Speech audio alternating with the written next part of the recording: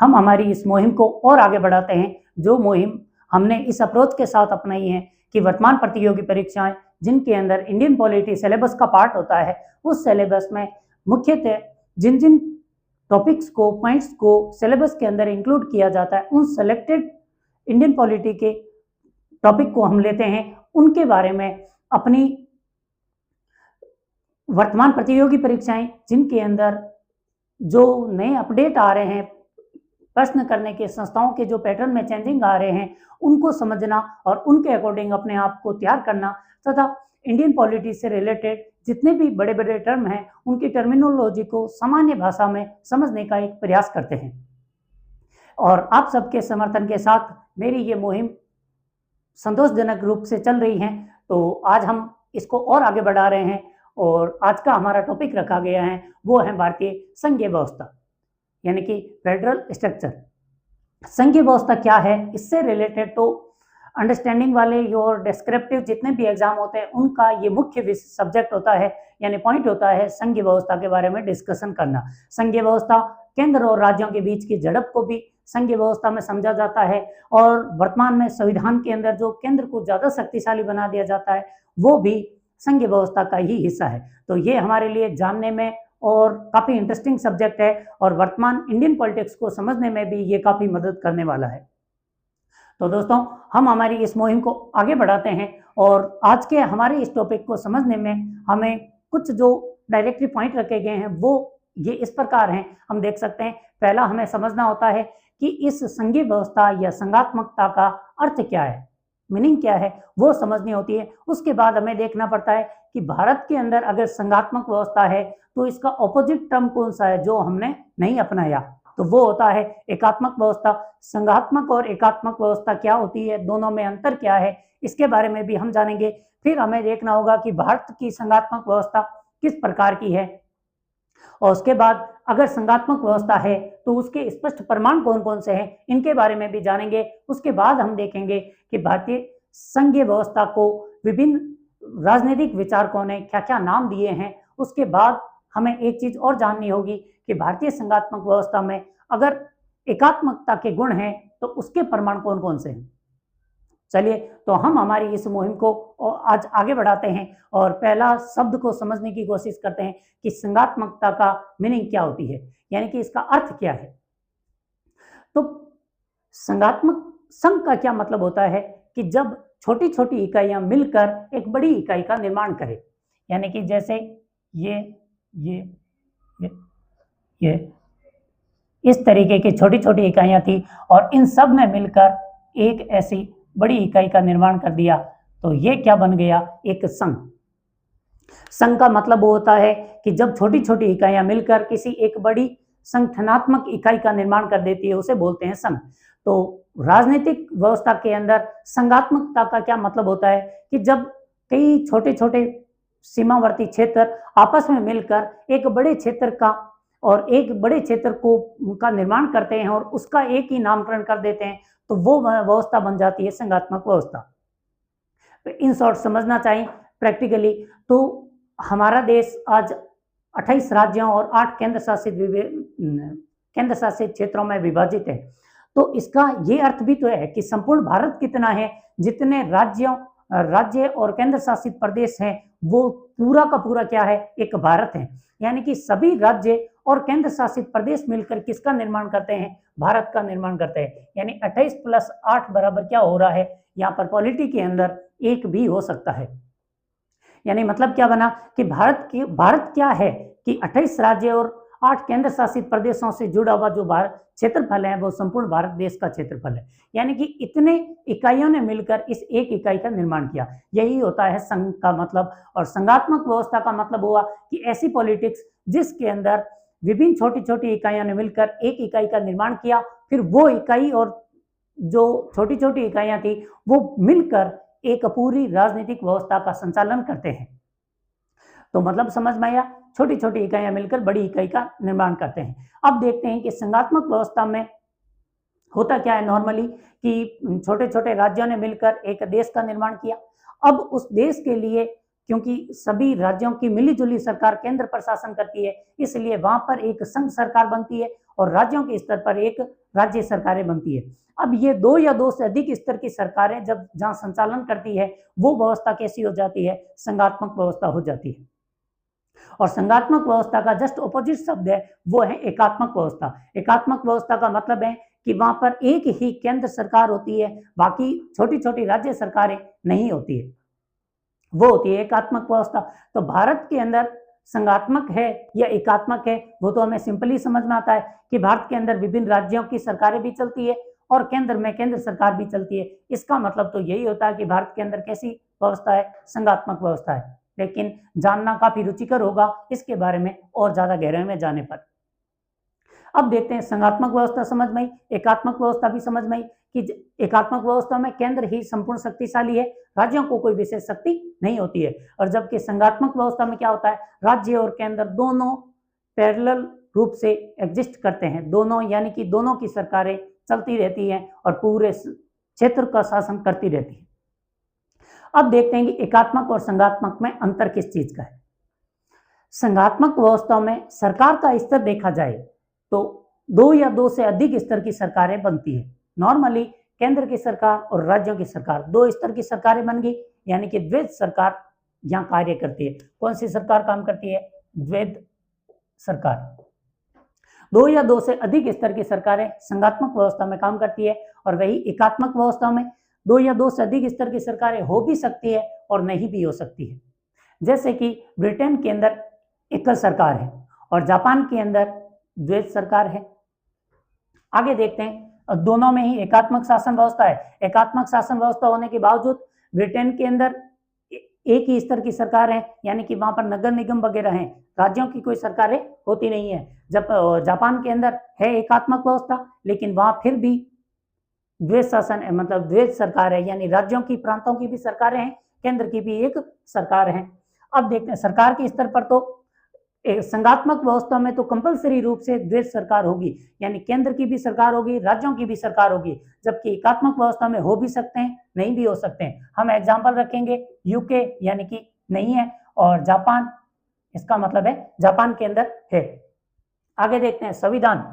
जहां संघात्मक व्यवस्था होती है वहां पर लिखित संविधान का होना कंपलसरी है। मतलब क्यों? क्योंकि जहां भी संघीय व्यवस्था होगी वहां पर राज्यों और केंद्र के बीच में कुछ शक्तियों का विभाजन किया जाता है। शक्तियों का विभाजन करने का मतलब है कि कुछ अधिकार हैं राज्यों को है और बाकी बचे हुए कुछ अधिकार हैं वो केंद्र को है।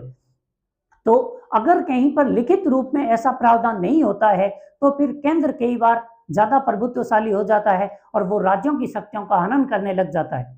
इससे बचाने के लिए एक लिखित संविधान का होना बहुत जरूरी है, जिसके अंदर साफ शब्दों में लिखा हुआ होगा कि ये 4 विषय राज्यों के हैं और ये 3 विषय केंद्र सरकार के हैं। तो इस तरीके से संविधान का होना संघात्मक व्यवस्था में बहुत ज्यादा जरूरी है, जबकि एकात्मक व्यवस्था में लिखित हो भी सकता है और नहीं भी हो सकता। हम जानते हैं ब्रिटेन के अंदर लिखित संविधान नहीं है, जापान के अंदर लिखित संविधान है। दोनों उस तरीके की व्यवस्थाएं रखते हैं। फिर आता है न्यायपालिका। न्यायपालिका का स्वतंत्र होना बहुत ज्यादा जरूरी है। क्यों जरूरी है? क्योंकि न्यायपालिका, अगर स्वतंत्र न्यायपालिका नहीं है तो फिर क्या होगा? मान लेते हैं कि केंद्र ने राज्यों की शक्तियों का हनन कर लिया। ऐसी स्थिति में अगर स्वतंत्र न्यायपालिका नहीं है तो फिर राज्यों के साथ इंसाफ करेगा कौन? यानी कि संघ के जिंदा रहने के लिए ज्यादा जरूरी क्या चीज है कि एक स्वतंत्र न्यायपालिका का भी होना जरूरी है। जबकि एकात्मक व्यवस्थाओं में न्यायपालिका की जरूरत हो भी सकती है और नहीं भी हो सकती है। क्यों नहीं होती? जैसे ब्रिटेन का उदाहरण ले, ब्रिटेन के अंदर एकात्मक शासन व्यवस्था है, वहां की जो सुप्रीम कोर्ट है वो उनके राज्यसभा यानी कि जो स्थायी परिषद है, स्थायी परिषद के सदस्य सुप्रीम कोर्ट के जज होते हैं। तो फिर कहाँ का विभाजन है? जो संसद करेगी वो संसद सुप्रीम कोर्ट अपने आप ही मान लेगी, तो वहां पर न्यायपालिका का अलग होना कोई जरूरी नहीं होता है। नेक्स्ट देते हैं, उच्च और निम्न सरकारें। यानी कि जहां संघ सरकार होती है वहां पर ना तो कोई उच्च सरकार होती है ना ही कोई निम्न सरकार होती है। मतलब क्या बनता है इसका कि केंद्र भी अपने आप में एक संप्रभु सरकार के रूप में और राज्यों की सरकारें भी अपने आप में संप्रभु सरकार के रूप में। यानी कि जरूरी नहीं है कि केंद्र सरकार जो कार्य करे राज्य सरकार भी वही कार्य करे, या फिर केंद्र सरकार के आदेश का पालन करे जब विषय राज्य सूची का हो। क्यों ऐसा क्यों है? क्योंकि वहां पर केंद्र और राज्य दोनों सरकारों को जो अधिकार देता है वो संविधान देता है, और संविधान के अधीन होते हैं। यानी कि राज्य सरकारें केंद्र सरकार के अधीन काम नहीं करती, वो काम करती है संविधान के अधीन।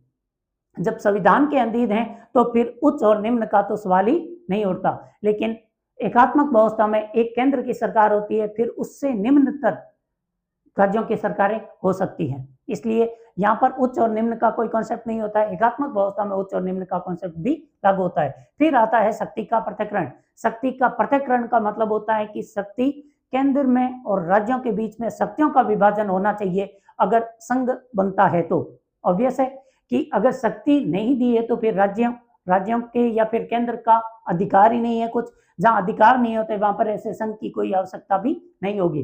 तो फिर होता यह है कि जहां पर संघीय व्यवस्था होती है वहां पर केंद्र के विषयों का अलग पृथक्करण किया जाता है, राज्यों के जो विषय होते हैं उनको अलग रखा जाता है, और कुछ विषयों को समवर्ती के तौर पर रखा जाता है। तो ये जो राज्य सूची, केंद्र सूची और समवर्ती सूची बनते हैं, इनका आधार क्या है? संघात्मक व्यवस्था है। जहां संघ होगा वहां पर शक्ति का पृथक्करण भी होगा। और एकात्मक व्यवस्था में तो क्योंकि केंद्र ज्यादा प्रभुत्वशाली होता है, इसलिए वो अपनी इच्छा से राज्यों को कुछ शक्तियां दे तो दे, नहीं तो फिर सारी शक्तियां केंद्र खुद रख सकता है। तो ये दोनों में अंतर है। संघात्मक व्यवस्था समझ में आई कि संघात्मक वो व्यवस्था है जहां पर दो या दो से अधिक स्तर की सरकारें होंगी, और ये सरकारें एक दूसरे से उच्च या निम्न होने की बजाय दोनों किसी एक लिखित संविधान से शक्तियां प्राप्त करती हो। ये संघात्मक व्यवस्था है और ये एकात्मक व्यवस्था होती है। चलिए अब आते हैं हमारे भारत के अंदर कि भारत के अंदर संघात्मक व्यवस्था के बारे में क्या प्रावधान है। यहाँ दो चीजें देखते हैं। पहला, भारत का संविधान का अनुच्छेद नंबर 1 जो कहता है कि भारत यानी India is union of state. Hindi में लिखा हुआ है भारत, जो कि इंडिया जो कि भारत है वो राज्यों का संघ है। क्या है? राज्यों का संघ है। और अंग्रेजी में लिखा हुआ है यूनियन ऑफ स्टेट। दोनों में थोड़ा सा अंतर है, क्योंकि जो एक्चुअल में संघात्मक व्यवस्था होती है वो फेडरेशन से बनती है, यानी कि फेडरल स्ट्रक्चर होता है। वहां पर होता है फेडरेशन ऑफ स्टेट्स। अगर भारत पूर्ण रूप से संघात्मक व्यवस्था होती तो सारे डाउट ही खत्म हो जाते और वहां पर एक ही शब्द लिखने की जरूरत थी, फेडरेशन ऑफ स्टेट्स, यानी कि राज्यों का संघ है। हिंदी तो दोनों की वही बनती है, लेकिन अंग्रेजी ने दोनों के सत्यानाश कर रखा है। पहला बोलता है कि यूनियन ऑफ स्टेट्स, और दूसरा बोलता है कि जो आदर्श स्थिति है वहां तो लिखा हुआ मिलता है फेडरेशन ऑफ स्टेट्स, यानी कि राज्यों का संघ। यूनियन ऑफ स्टेट्स, राज्यों का संघ। पहला डाउट, फेडरेशन की जगह यूनियन लिखा हुआ होने की वजह से ये क्वेश्चन उठने लग गया कि क्या भारत एक संघ है, क्योंकि वहां पर फेडरेशन नहीं लिखा हुआ है, वहां पर लिखा हुआ है, भारत के संविधान में लिखा हुआ है यूनियन। पहला डाउट जनरेट हुआ। अब दूसरा डाउट ये होता है कि सुप्रीम कोर्ट ने 1988 के अंदर 1988 में सुप्रीम कोर्ट ने एक केस गया था जिसका नाम था एसआर बोमे केस। एसआर बोमे कर्नाटक के सीएम थे, और कर्नाटक की सीएम यानी कि कर्नाटक की सरकार को 1988 के आसपास राष्ट्रपति शासन लगा दिया था और सरकार को बर्खास्त कर दिया था। ऐसी परिस्थिति में ये सुप्रीम कोर्ट पहुंच जाते हैं, और सुप्रीम कोर्ट में जब इनका मामला गया तब सुप्रीम कोर्ट ने अपना एक वर्डिक्ट जारी किया और इसमें साफ शब्दों में बोल दिया, भारत में चाहे किसी भी स्तर की संघात्मक व्यवस्था हो, लेकिन भारत के अंदर संघात्मक व्यवस्था है, और यह संघात्मक व्यवस्था बुनियादी ढांचे का हिस्सा भी है। बुनियादी ढांचा भी है, यानी कि अब यहां पर दो चीजें आ गई। जो हमारा अनुच्छेद नंबर 1 है वो कहता है कि भारत क्या है, राज्यों का संघ है, यानी यूनियन ऑफ स्टेट्स है। और दूसरी तरफ जब सुप्रीम कोर्ट ने 1988 में वर्डिक्ट में साफ बोल दिया कि भारत एक संघीय व्यवस्था है, चाहे संघ का स्तर कैसा भी हो, लेकिन भारत एक संघीय व्यवस्था है, और संघवाद यानी कि संघात्मक व्यवस्था भारत के बुनियादी ढांचे का हिस्सा है। बुनियादी ढांचे का हिस्सा है। तो अब दो चीजें समझ में आ रही है, मतलब डाउट जनरेट कर रही है कि क्या सच में भारत एक संघवाद है या नहीं। क्योंकि अगर संघ होता तो या तो इस अनुच्छेद में ही लिखा हुआ होता, अनुच्छेद नंबर 1 में, कि भारत फेडरेशन ऑफ स्टेट्स है यानी कि राज्यों का संघ है, तब तो सारी रामायण खत्म हो जाती, सब कुछ क्लियर रहता। लेकिन यहाँ पर क्या लिखा हुआ मिला है, यूनियन ऑफ स्टेट्स। और चलो ठीक है, तो हम मानकर चलते हैं कि यूनियन है, संघ है ही नहीं। फिर 1988 में सुप्रीम कोर्ट वो संस्थान है जो कि संविधान की व्याख्या करता है, व्याख्याकार ने खुद बोल दिया कि भारत के अंदर भारतीय जो व्यवस्था है वो संघात्मक व्यवस्था है। अब तीसरा जो एक और कंफ्यूजन जनरेट हुआ था, क्योंकि जब संविधान के अंदर यूनियन लिखा गया तब बाबा साहब से पूछा गया था कि यहां पर आप फेडरेशन ऑफ स्टेट्स क्यों नहीं लिख रहे हो, यूनियन क्यों लिख रहे हो। तो बाबा साहब ने कहा पहली चीज तो यूनियन लिखो या फेडरेशन, भारत एक संघीय व्यवस्था है। बाबा साहब ने साफ शब्दों में क्लियर कर दिया कि भारत एक कैसी व्यवस्था है, संघीय व्यवस्था है। तो उनसे पूछा गया कैसे है भाई, क्योंकि आपने तो यहाँ पर फेडरेशन लिखा ही नहीं, यहाँ पर आपने यूनियन लिखा है, तो फिर ये फेडरेशन नहीं होना चाहिए। तो बाबा साहब ने जवाब दिया था कि कोई भी संघीय व्यवस्था संघात्मक व्यवस्था है, इसके लिए क्या जरूरी होगा उसके पास। तो बोले कि वहां पर 2 या 2 से अधिक स्तर की सरकारें होनी चाहिए। तो बाबा साहब ने कहा हमारे यहाँ भारत के अंदर भी 2 या 2 से अधिक स्तर की सरकारें होंगी, केंद्र सरकार अलग होगी, राज्य सरकार अलग होगी। तो भाई पहला प्रमाण तो मिल गया कि भारत के अंदर क्या कौन सी व्यवस्था है, संघात्मक व्यवस्था है। तो पूछे और क्या चाहिए, तो दूसरा बोला था कि एक लिखित संविधान होना चाहिए जिसके अंदर केंद्र और राज्यों की सूचियों का अलग अलग विवरण हो। तो उन्होंने कहा कि भारत के संविधान की 7वीं अनुसूची के अंदर हम लिखते हैं कि केंद्र सूची के विषय ये हैं, राज्य सूची के विषय ये हैं। तो इसका मतलब भी यही हुआ कि भारत एक संघ है। और तीसरा प्रमाण और मांगा कि तीसरे प्रमाण बताइए लिखित संविधानों के स्वतंत्र न्यायपालिका। तब बाबा साहब ने कहा कि भाई पहले हम राज्य और केंद्र 2 प्रकार की सरकारें बना रहे हैं, केंद्र को अलग शक्तियां दे रहे हैं, राज्यों को अलग शक्तियां दे रहे हैं। तीसरे में हम जो न्यायपालिका लाएंगे वो भी अलग स्वतंत्र न्यायपालिका रखेंगे। तो फिर हो गया ना, ये सारी चीजें क्या प्रमाणित करती है कि भारत एक संघ है। क्योंकि ये तमाम चीजें आपको अमेरिका में भी मिलेगी जहां पर संघवाद है, और भारत में भी मिलेगी। ये सारी चीजें ब्रिटेन के अंदर नहीं मिलेगी क्योंकि वहां पर संघ नहीं है, एकात्मक व्यवस्था है। तो और जो ब्रिटेन में नहीं है वो अगर इंडिया में है, इसका मतलब क्या हुआ, इंडिया एकात्मक नहीं है और इंडिया फिर क्या बचा, संघात्मक व्यवस्था है। तो बाबा साहब के कहने से, सुप्रीम कोर्ट के आदेश से 2 चीजों ने तो क्लियर कर दिया कि भारत एक संघात्मक व्यवस्था है। और जबकि हमारा अनुच्छेद नंबर 1 है वो फेडरेशन की जगह पर यूनियन शब्द का प्रयोग करता है। अब बाबा साहब से यह भी पूछा गया था तो फिर आपने यूनियन क्यों लिखा, जहां पर संघ है तो फिर आपको संघ ही लिखना था, यूनियन लिखने की कहां जरूरत थी। तो बाबा साहब ने फिर इसका विवरण दिया, यानी कि जवाब दिया। उन्होंने कहा कि फेडरेशन एक कठोर शब्द है। कठोर शब्द होने से क्या आशय है उनका आशय था कि फेडरेशन एक समझौता है, एक कमजोर समझौता है जिसके अंदर केंद्र और राज्य एक कॉन्ट्रैक्ट के तहत आपस में जुड़े हुए होते हैं। जब राज्यों का मन करेगा वो केंद्र को न्यायालय के अंदर घसीट सकते हैं अपने छोटे छोटे मुद्दों पर।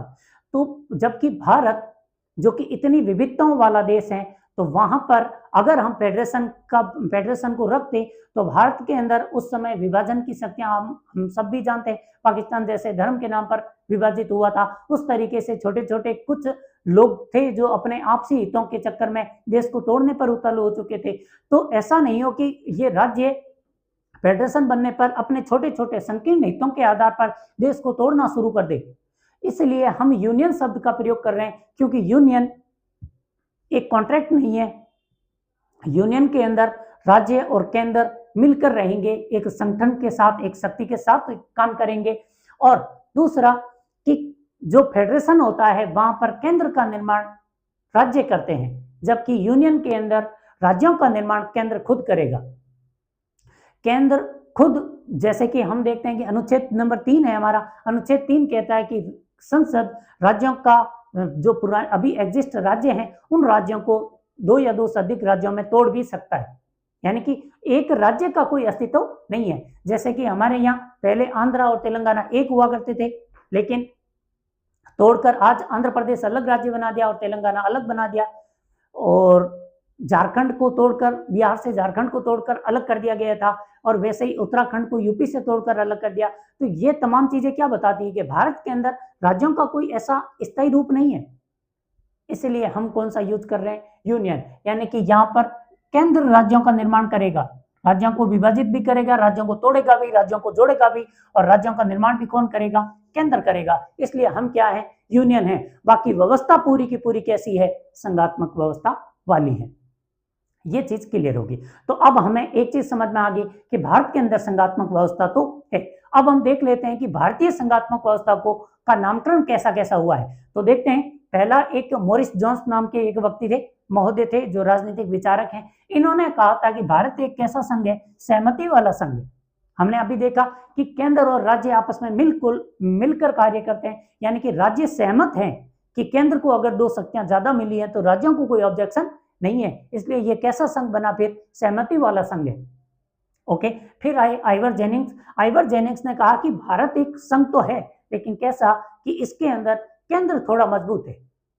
बात वही है कि राज्य सहमत हैं, उसके बाद जो केंद्र है उसको थोड़ी सी शक्ति ज्यादा दी गई है। और रीजन वही था जो बाबा साहब ने बताया भी था कि उस समय भारत के अंदर पृथक्करण वाली जो प्रवृत्तियां थी, शक्तियां थी, वो उभर रही थी, यानी कि भारत के विभाजन की परिस्थिति बनी हुई रहती थी। इसलिए उन्होंने केंद्र को थोड़ा शक्तिशाली बनाना चुना था। और ये आइवर जेनिंग्स साहब की भी जो कमेंट है वो सही लग रही है। और अंतिम जो सबसे ज्यादा वैलिड है और वर्तमान में इसके प्रमाण भी बहुत ज्यादा मिले हैं, वो है ग्रेनविल ऑस्टिन की कमेंट। इन्होंने भारतीय संविधान के बारे में बहुत अच्छे से रिसर्च किया था, उसके आधार पर कमेंटें पास की थी। और उसमें इन्होंने कहा कि भारत एक केंद्र को शक्तिशाली बनाने वाला नहीं, एक सहकारी संघ है। सहकारी संघ होने का मतलब हुआ कि भारत के अंदर तमाम राज्य और केंद्र हर कार्य में मिलजुल कर काम करते हैं, सहकारी समिति के रूप में काम करते हैं। इसलिए ये कैसा संघ बना? फिर सहकारी संघ बना। जैसे फॉर एग्जांपल हमारे यहाँ आज अधिकांश कर के कानून थे, उन सभी कर के कानूनों को जोड़कर एक जीएसटी बिल लाया गया था, यानी कि आज जीएसटी भरते हैं। तो जीएसटी की जो परिषद होती है उसमें निर्णय लेने के लिए केंद्र और राज्यों की सरकारें मिलकर एक निर्णय लेती है। तो ये क्या चीज दिखाती है? सहकारिता को दिखाती है, यानी केंद्र और राज्यों के बीच में आज क्या है?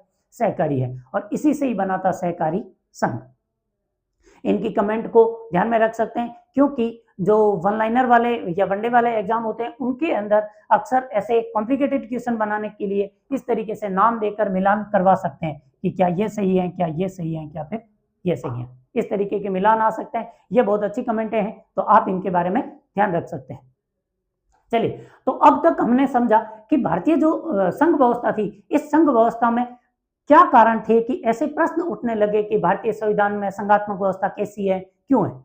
अनुच्छेद 3 देखा हमने, फिर सुप्रीम कोर्ट का वर्डिक्ट देखा, और अंत में हमने बाबा साहब का एक्सप्लेनेशन भी देख लिया। अब हम देखते हैं कि भारत के अंदर एक पॉलिटी के स्टूडेंट के रूप में अब हम देखते हैं कि भारत के अंदर जो संघात्मक व्यवस्था उसके क्या प्रमाण है।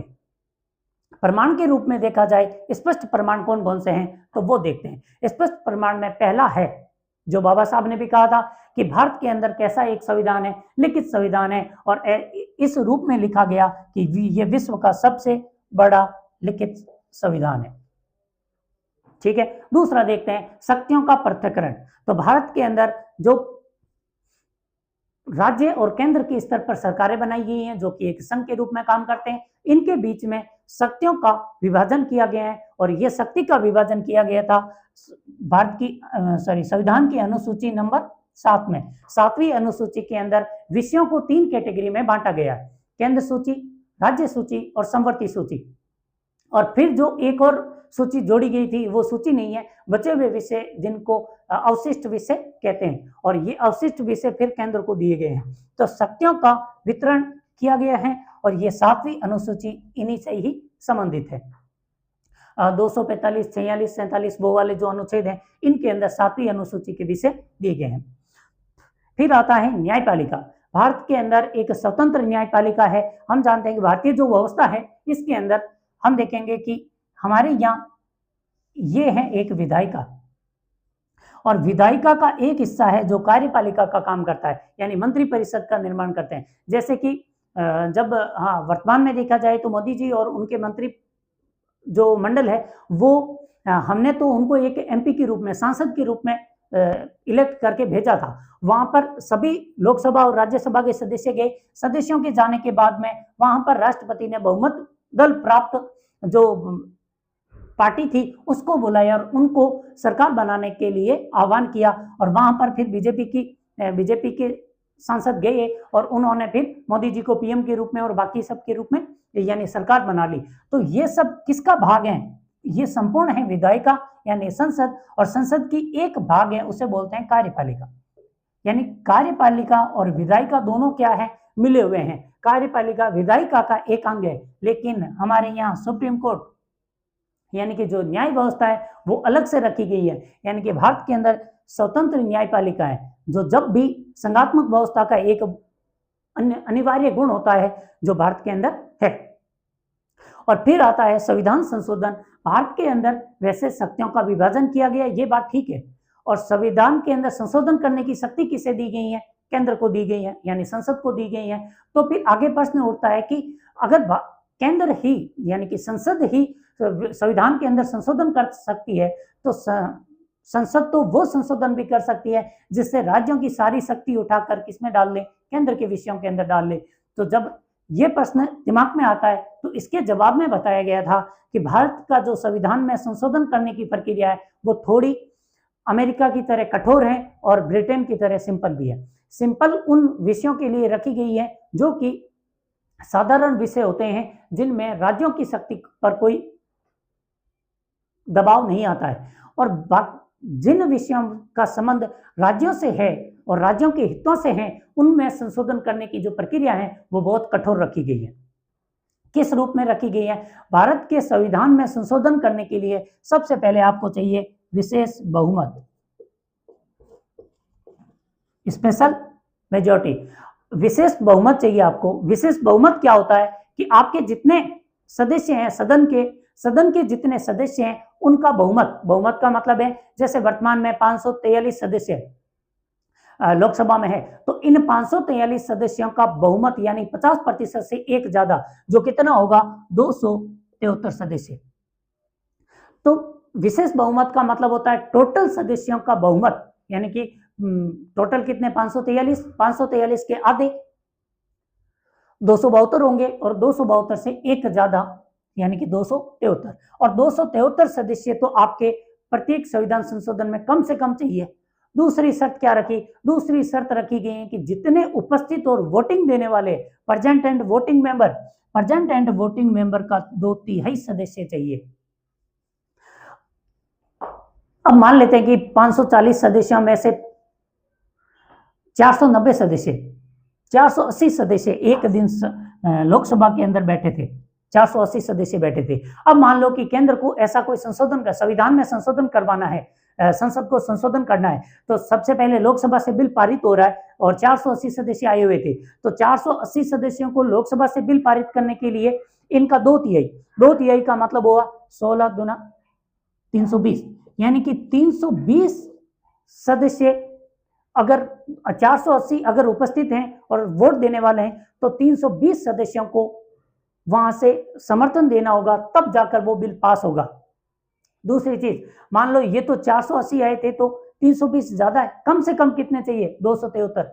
अब ऐसा नहीं हो सकता कि किसी दिन 300 सदस्य आए हुए थे, 300 सदस्यों का 2/3 का मतलब हुआ कि 200 सदस्य, और मान लो कि 300 सदस्य उपस्थित थे और 200 सदस्यों ने वोट डालकर सीधा ही संविधान में संशोधन कर दिया। नहीं, उस समय कौन सी शर्त लागू हो जाएगी? कुल सदस्यों का बहुमत, यानी कि कम से कम तो कितने सदस्य चाहिए? 273, और उसके बाद कितने चाहिए? जितने तुम्हारे उपस्थित है उनका 2/3, इन दोनों में से जो ज्यादा होगा उतने होने चाहिए। मान लेते हैं 480 थे, उनमें से केंद्र के पक्ष में यानी लोकसभा में समर्थन देने वाले 273 सदस्य थे, तो क्या बिल पास हो जाएगा? जी नहीं होगा। क्यों? क्योंकि तुम्हारे टोटल उपस्थित थे 480, तो उसमें से कितनों का बहुमत चाहिए था? 2/3 का, यानी 320 चाहिए थे उस दिन तो। और मान लो किसी दिन टोटल 300 आए हुए थे, तो क्या 2/3 से बिल पास हो जाएगा, यानी 200 सदस्य पास कर देंगे? जी नहीं, उस दिन आपको चाहिए 273, क्योंकि 320 और 273 में ज्यादा कौन सा है कि 320 है, तो संविधान में संशोधन तभी होगा जब 320 सदस्य वोट देंगे। और मान लो कि 273 और 200 में से कौन सा ज्यादा है कि 273 ज्यादा है, तो फिर इन 200 के चाहने से कोई संविधान में संशोधन नहीं होगा, तो इतने चाहिए। ओवरऑल मतलब क्या बना? संविधान में संशोधन के लिए कम से कम तो इतने चाहिए, और ज्यादा उसका 2/3, यानी कि जितने भी उपस्थित और वोट देने वाले हैं उनका 2/3, यानी कि या तो 320 दो अगर 480 वोट वहां पर उपस्थित है। तो मान लेते 510 आए हुए थे, तो 510 का 2/3 का मतलब क्या होगा कि 17 दूना 34, 340 सदस्यों को समर्थन में वोट देना होगा, तब जाके संविधान में संशोधन होगा। ये होता है विशेष बहुमत का मतलब। अब विशेष बहुमत से ही बात नहीं बनेगी। अगर मान लो कि संविधान में संशोधन करने का जो उल्लेख है वो 368 नंबर अनुच्छेद में दिया गया है। 368 नंबर अनुच्छेद क्या कहता है कि 5 परिस्थितियों के अंदर यदि संसद कोई भी प्रकार का संविधान में संशोधन करती है तो संसद को आधे से अधिक राज्यों का समर्थन चाहिए। कौन कौन से वो विषय हैं, उनमें से कुछ मैंने यहाँ पर दिए हैं। पहला बोला गया है 7वीं अनुसूची में अगर आप कोई परिवर्तन करते हैं तो ये विशेष बहुमत तो चाहिए। उसके बाद आपको क्या करना होगा कि आपको आधे से अधिक राज्यों का समर्थन भी लेना होगा। और राज्यों के समर्थन का मतलब है कि वहां पर राज्यों की विधानसभाओं में एक संकल्प पारित किया जाएगा और राज्य वहां पर अगर संकल्प को पारित कर देते हैं साधारण बहुमत से तो फिर उस राज्य का समर्थन माना जाएगा। 7वीं अनुसूची में क्या है, केंद्र सूची, राज्य सूची और संवर्ती सूची के विषय, यानी कि उन विषयों का जो बंटवारा हो चुका है उसे अगर आप बदलना चाहते हो तो फिर आपको इसमें संशोधन करना होगा। इसमें संशोधन करने का मतलब है कि आप फिर आधे से अधिक राज्यों का समर्थन लोगे और राज्य तभी समर्थन करेंगे जब उनके हितों का वो संरक्षण कर लेंगे। तो 7वीं अनुसूची में परिवर्तन करना है, आधे से अधिक राज्यों का समर्थन लो। संसद में प्रतिनिधित्व, फॉर एग्जाम्पल अभी नारी शक्ति वंदना बिल आया था।